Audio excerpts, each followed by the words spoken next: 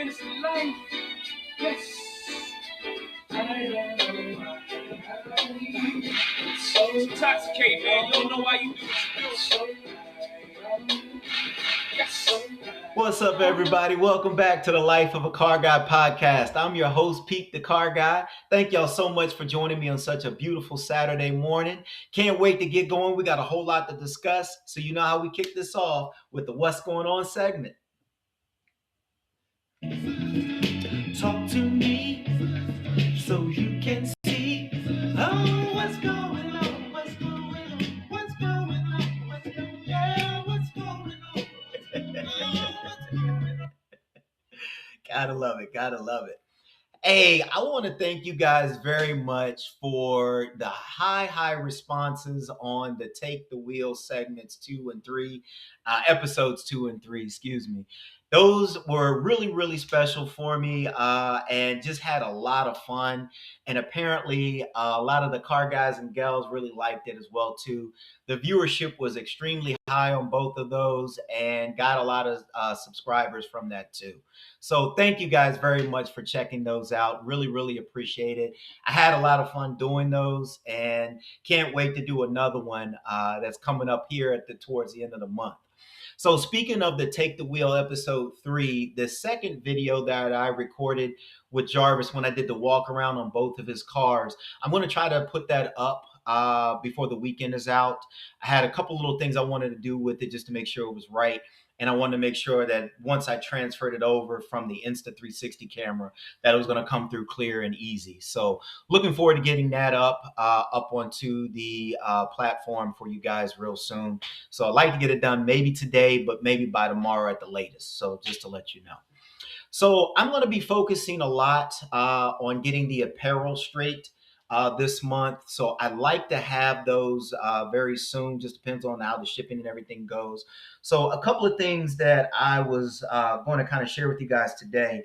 So the brim of the hat, what I want to do is put, Life of a Car Guy, the website right here, and maybe have like a QR code reader on the sleeve. So if anybody wanted to check out the site or the information, they can go right to it and check out everything. And then, of course, the logo of Life of a Car Guy, I was going to put kind of like right here on the golf shirt and kind of do it that way. The primary color is definitely going to be the red and black combination. That's the one I kind of favor most. But the shirts, I'm going to have two other colors at least, maybe like a marble blue, like a really nice deep blue color, and then maybe like a silver or white golf shirt as well too. So looking forward to getting those out, and hopefully before the end of the month, I can get those in and kind of show you guys and put that on one of the podcasts. So that'll be cool. Take the Wheel 4 will be scheduled before the end of the month. I'm going to have a friend of mine. His name is Chris. He's an auto mechanic by trade, but he also is really big on restoring motorcycles as well. And he has definitely agreed and is great, has been willing to come on board with us and do an interview with us. Not only talk about being a car guy, but also talk about what it takes to be a quality mechanic and how to take care of your vehicle in terms of making sure it's maintenance well, service well, and lasts you long for a long time. So I'm looking forward to that one as well, kind of sharing some tidbits and information there. Thank you guys again for checking out the website and going and checking out the blogs. For those that haven't, the website is www.lifeofacarguy.com.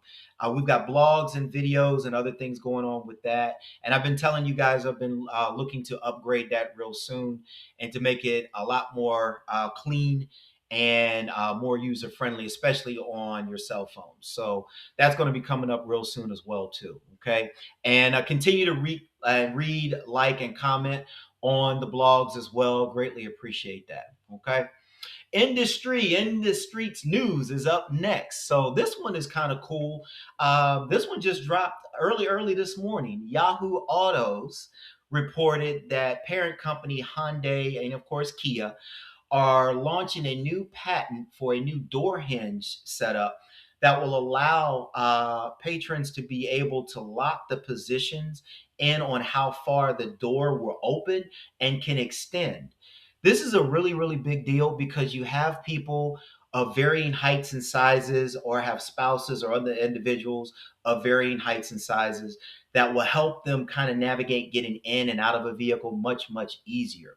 How they did this was they've got a special patent on the inner shaft and sleeve arrangement for the door hinge that will work just kind of like a retractable ballpoint pen. And what it'll do is it'll kind of lock in a different position so that for individuals that are on the smaller side, they won't have to reach out so far to pull the door closed. And those who are a little bit taller or bigger can have the door swing open as wide as needed so that they can get in much easier. So this is a really, really big deal. They've kind of taken this a step further than what's been out on the market. Honda back in the day, I remember they had like a little groove set up on the door hinge where it would kind of rock to a certain position. So if you didn't want it to open that far, that would help. Or if you wanted to extend it a little bit more, it could do it that way. The only difference with that setup with Honda versus what Hyundai is doing is that the door positions will actually lock in place. So that's going to be a little bit helpful for those that kind of use the door on a regular basis and then want it set to a certain position.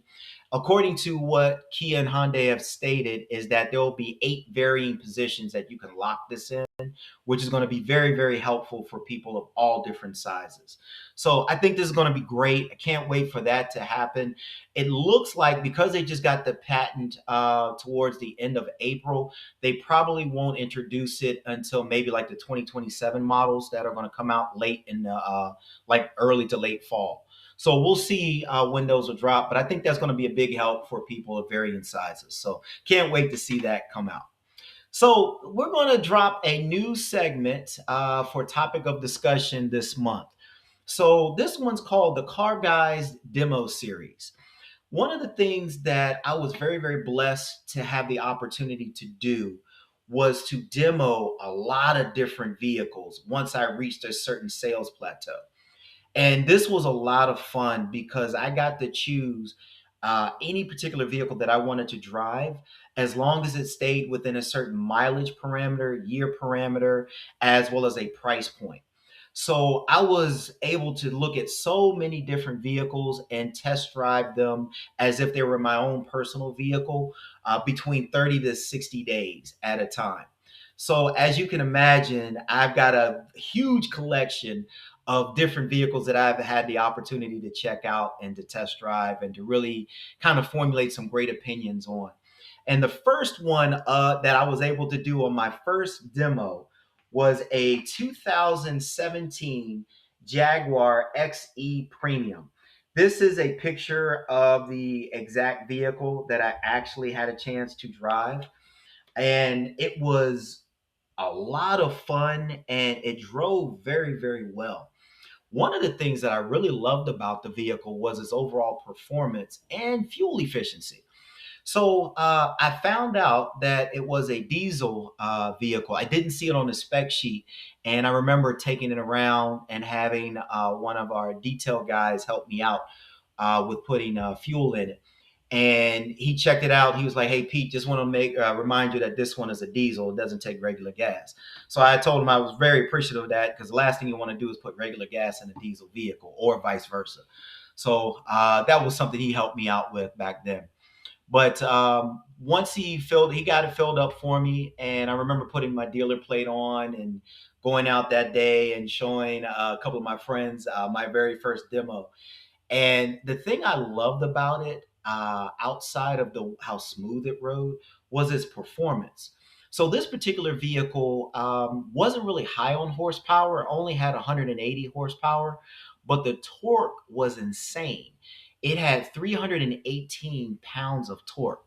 Now, in one of my segments that I talked about several months ago when we were talking about the difference between horsepower and torque. Torque is measured in terms of pounds, in terms of just being able to accelerate at a higher rate over other levels. And with that, because this was so high, the acceleration point of that kick that it had was pretty aggressive. So even though it didn't have a whole lot of power, that thing would take off like a light. And I loved how responsive it was. And I also loved how the controls were very, very user friendly. I had a multi-informational display with a touch screen and navigation and all those things. Of course, it had Bluetooth and audio connectivity for your cell phone.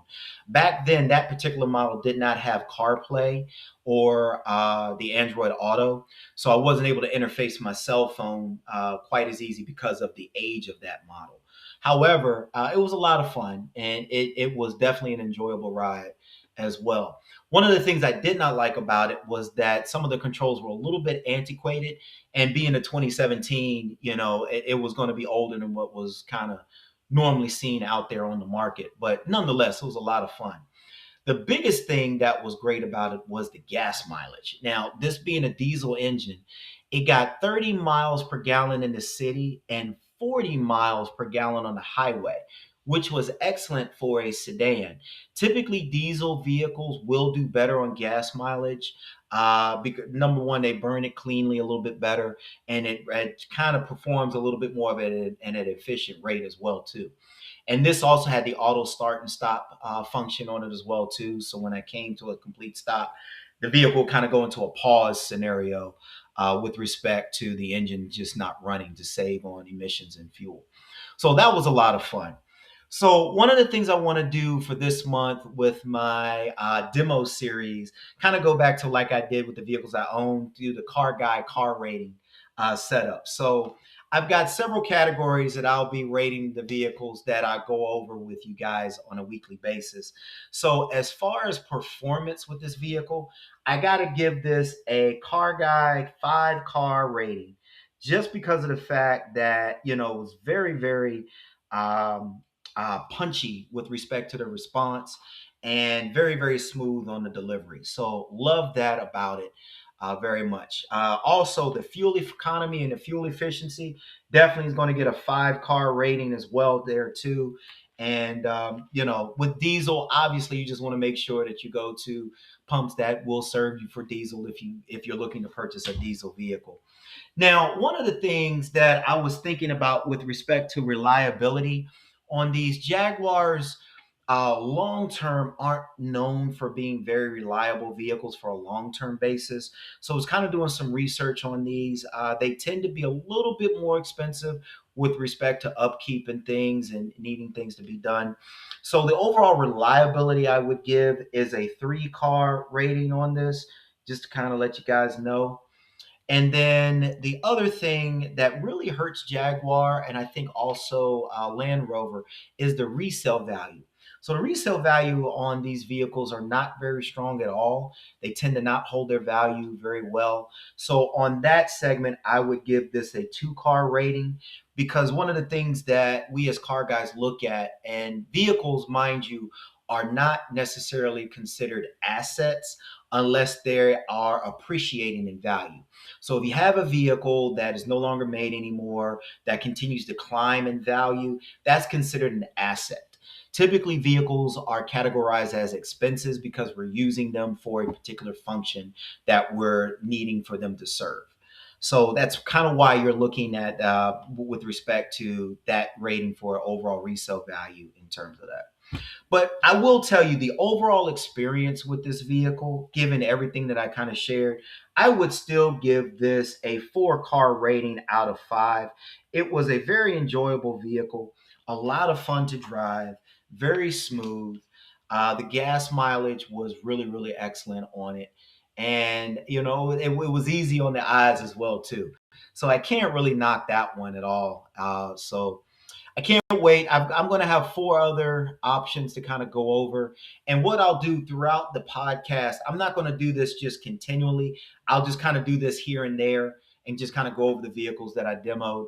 If you guys have a specific vehicle that you're thinking about purchasing and you want to know my thoughts or opinions on it, chances are I've had a chance to drive it. So feel free to hit me up on the email. This is a great segue to the Drop a Dime segment. And that email address, of course, is thelifeofacarguy@gmail.com. So definitely send me your questions or concerns or your thoughts about a particular vehicle if you're in the market and purchasing one, or if you have some questions about one that you've already owned. So definitely do that. And I'll be more than happy to give you some very, very open yet objective opinions. on those options. Okay. Now, speaking of drop a dime, I wanted to do this one specifically. My beautiful wife, Courtney, asked me to check her service indicator because she wasn't able to really see when her next service was due. And typically, for a lot of the newer vehicles, we'll get indications like within a certain mile range of when it's time to go in for a service. So she was asking me because she said she hadn't seen any indications come up or whatever. And I just remember going through and showing her on her vehicle maintenance setup through her multi-informational display where to see that and kind of see where the mileage level was in terms of the time frame that it was needed before it was time for service. So I thought this was a good drop a dime question to kind of ask. So basically, the main question is, how can you tell when my vehicle needs to be serviced, and what steps can I do to verify? So that's easy. So if you're familiar with your vehicle and you know how to work your multi-informational display and the information on the trip odometer or the trip computer, I would definitely check that out first. There is a section mostly that's pretty much general on all vehicles, and that's under the vehicle service segment. That's where you can normally see when the next service is going to come up due. Typically, if you're doing this with a dealer, they normally reset that for you at every interval. So that should be pretty accurate. If you are doing your own service yourself and you have your own way of keeping up with it and resetting it, definitely do that as well and just kind of keep track of that. Another way to kind of know when to service your vehicle, typically your service shop will give you paperwork on your service. And if you're like me, if you keep up with those records or put them in your glove box, that's a great place to check too. So if you're not familiar with how your instrument panel may work, just check your most recent paperwork on your last service. And typically, sometimes what service writers will do is they'll put a little sticker up in your top left hand corner of your windshield to kind of remind you when your next service is coming up as well. And when all else fails, if all those options are not available, give your service department a quick call. They can tell you when you were last in for service and the mileage marker, where you were at that time, and you can kind of go and see where your mileage is now on your vehicle. Especially if you have an older car that may or may not have that updated instrument panel where it kind of keeps track of your services. So one thing just to kind of remind everyone, for four-cylinder vehicles, typically the oil change time frame comes around every 5,000 miles. For German vehicles, sometimes that can be extended much further. I've seen where Audis, BMWs, and Mercedes in particular, they may do an oil service every 10,000 miles. If you're not sure, just once again, if you don't have that information, contact your service department and just kind of double check with them and kind of give them an idea where your mileage is now relative to your last service time frame, and they can kind of help you get an idea of when it's time to get that done. Six-cylinder vehicles and above, typically, for especially the older ones, they typically require an oil change a little sooner than every 5,000 miles. But once again, I would double check with your service writer or your service technician just to make sure that you're on top of that and just keeping your vehicle smooth and going. Okay. Now, one other thing I will make a recommendation here in terms of service. If you are one that drives your vehicle more than 2,000 miles per month, one of the things you want to do is you definitely want to continue to check the levels of your oil. Okay, now this is very important. Even though you've had normal oil changes and things, your car is still burning oil. And chances are that you may still need to buy and add some more oil to your engine. Couple of things you need to do with this, especially if you have an older vehicle and you don't have the instrument panels that kind of show you your oil levels and everything digitally. I would definitely recommend, especially if you're doing more than 2,000 miles per month, to check underneath the hood and go to your oil dipstick and just check the levels. I would say maybe once every other week. For those individuals that do a lot of commuting or they live out of their vehicle and you might do 2, 3, 400 miles a day, especially if you're doing a whole lot of driving, I would strongly recommend checking your oil levels on a more consistent basis. Okay. The last thing you want to do is to burn through your oil and have issues with your engine or your pistons and have your engine lock up because there's no oil in the vehicle. Okay. Now, typically when you do this, make sure the vehicle has been turned off and not running. Sometimes you can do it right when you come a complete stop. If you've been driving your vehicle for a little while, I tend to recommend waiting for a few minutes, at least like 5 to 10 minutes, maybe even 15 minutes, just to make sure the oil levels are good. And typically, when you use your oil stick, for those vehicles that are a little older and still do that, just make sure you wipe off the stick first with a paper towel or a napkin or something, and then reapply the stick back in the container and then check it. It's a great way to see where your levels are and everything on that too. Okay. So continue to send me questions and comments on the email, thelifeofacarguy@gmail.com. Definitely am more than willing to help everyone out who is interested. All right. Now, on to the announcements for today. In my time yesterday, just kind of driving around, I noticed that there's a car show that might be local to our area over here. I think it's today and it's going on this afternoon. If it is, I may go check it out and I might do a live broadcast straight onto the YouTube channel, just checking it out. So just be on the lookout for that today, guys, just in case.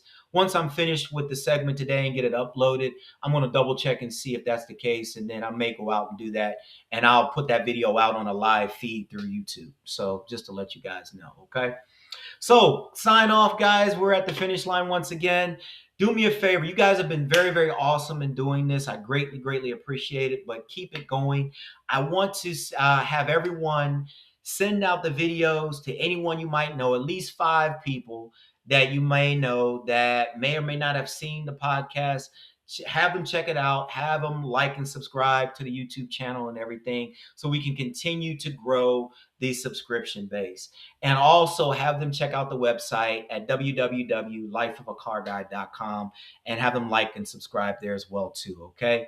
I am looking to definitely turn this thing into a viral situation. I would love to do this full time. I would love to go tour and see all the different car shows that are around, interview a lot of people, especially those that have the huge car collections and kind of going around and getting their input and advice on different things so I can kind of share it to the whole car guy, car gal world. So I'm looking forward to doing that with you guys. And just kind of finishing off with this thing of ours, this is something that's inclusive for everyone that's interested in learning about vehicles as well as just kind of just enjoying it just like we all do. Okay. So please, please, please continue to open this up to anyone and everyone of all ages who are interested in learning about vehicles. Okay. All right, guys. Well, it's time for me to say goodbye, and I'll see you guys next Saturday. So you know how we do. We're going to go ahead and sign off. Appreciate you riding with me. Want to say praise God because He always has the wheel. And though we may not always agree, it's important that we show respect to one another. Okay? Stay up, and I'll see you guys on the road.